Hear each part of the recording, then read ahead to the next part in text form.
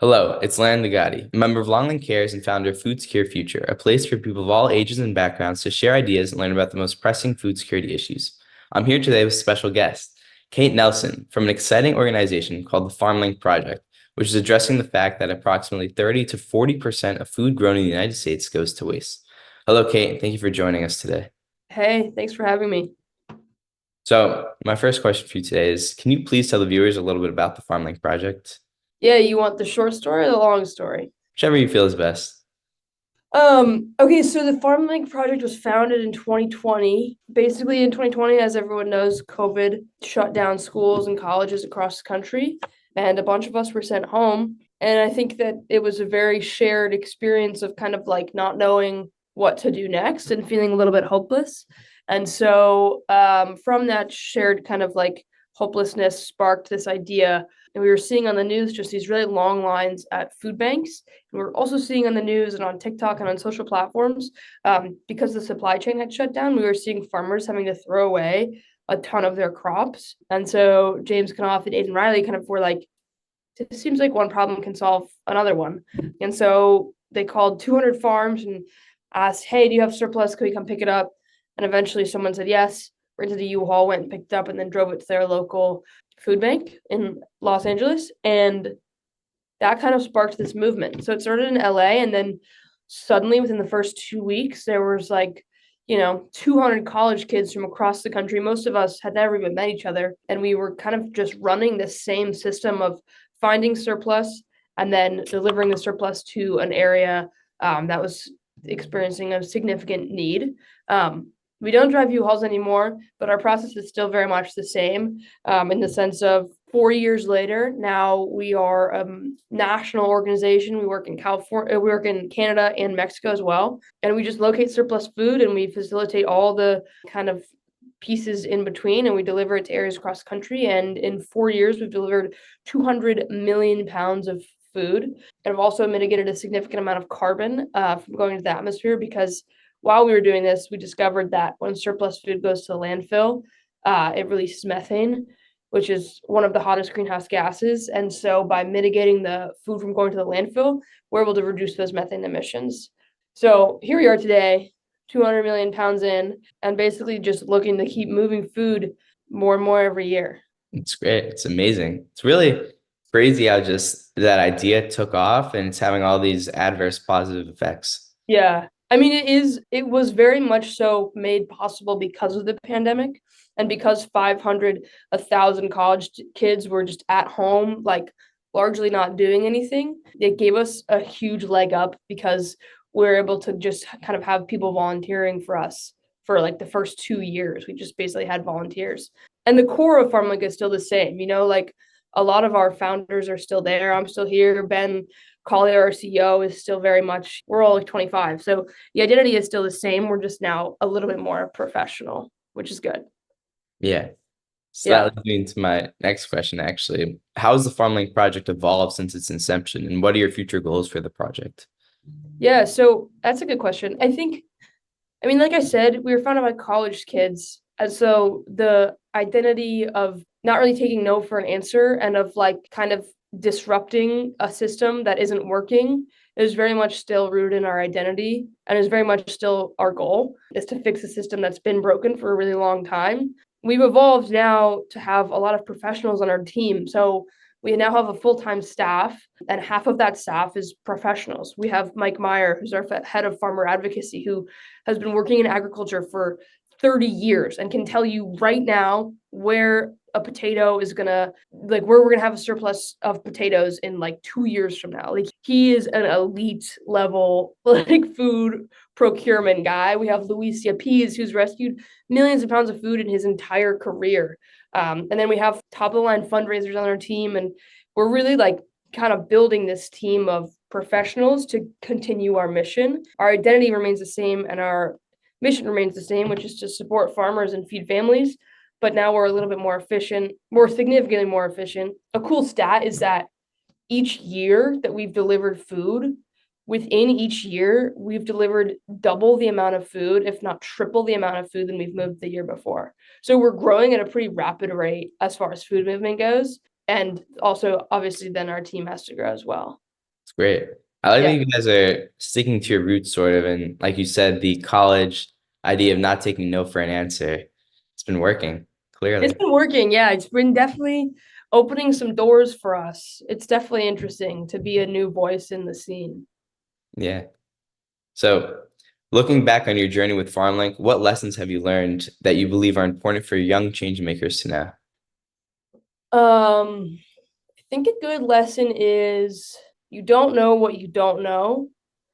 And I think the reason that we have found success is in our unknowingness. We were able to ask the right questions and be respected by the right people because we came in with really just wanting to learn.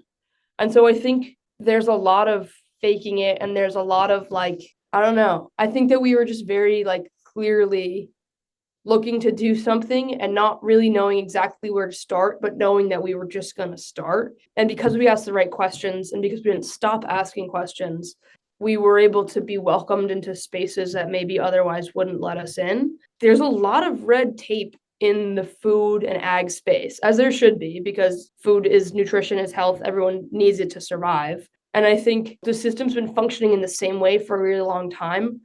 So us just learning how it was working before was really helpful for us in figuring out where we want it to go in the future. And then the other thing I would say is just like don't stop. Dream big, move fast, start small is really like the best way to put it. If you have a concept for something that you want to do, like that's probably like send it. Think as big as you can. Start really small, start with one step. Yeah.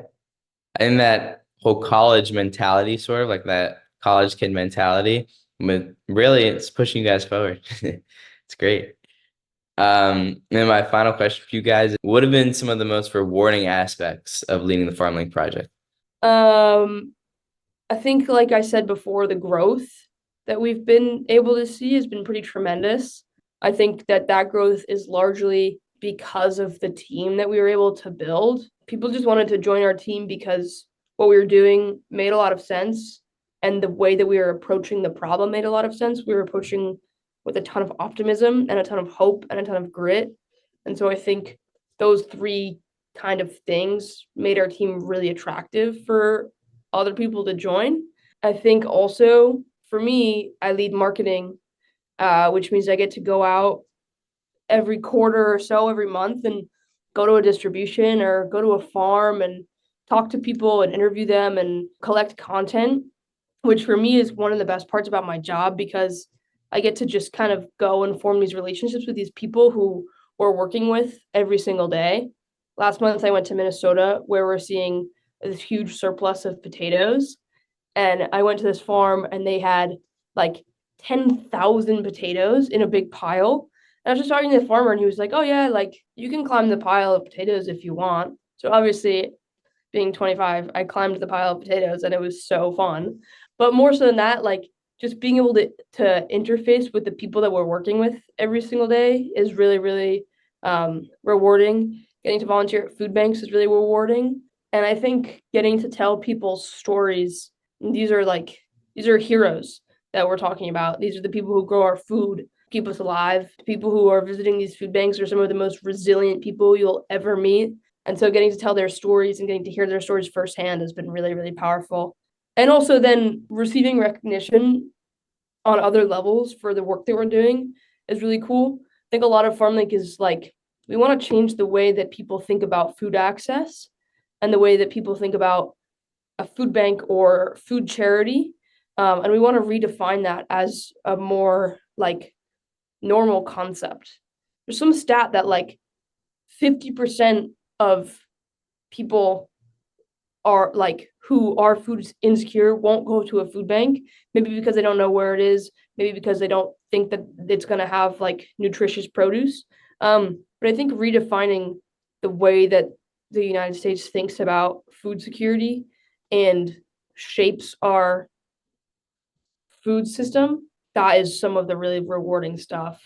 And being able to like bring these ideas that we have and this movement that we're creating into these spaces that are really well respected. We were able to, we made a documentary about kind of what we were thinking about and how we started. And we were able to screen that documentary in Congress in front of staffers and legislators. And that was really powerful because when it comes to actual tangible change, you got to kind of work with the government on that stuff.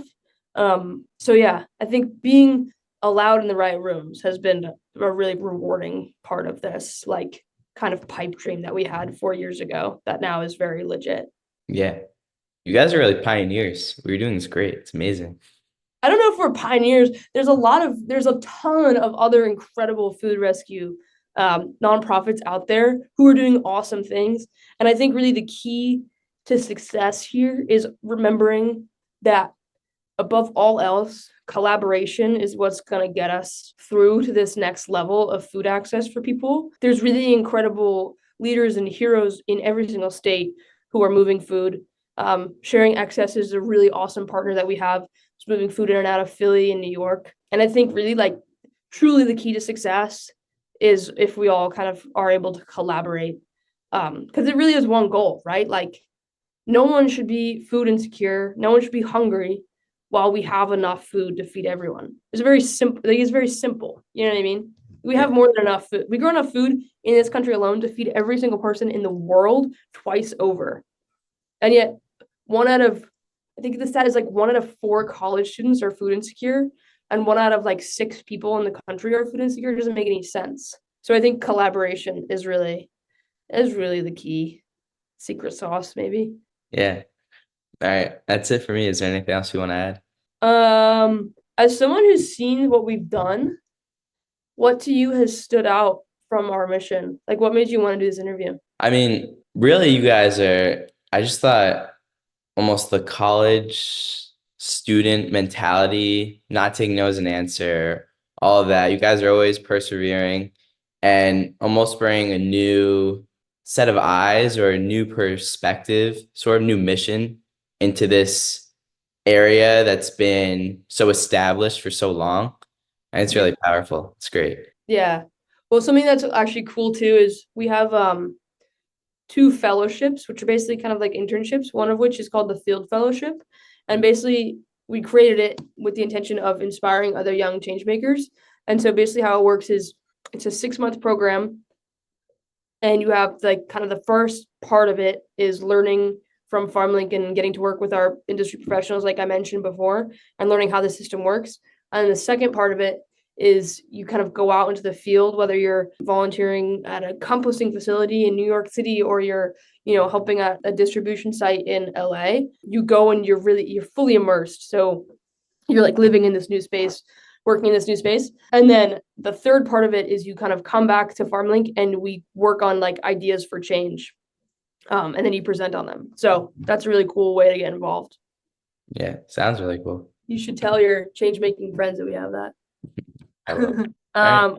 Yeah, thanks for the interview, dude. Yeah, thanks for meeting with me. Of course.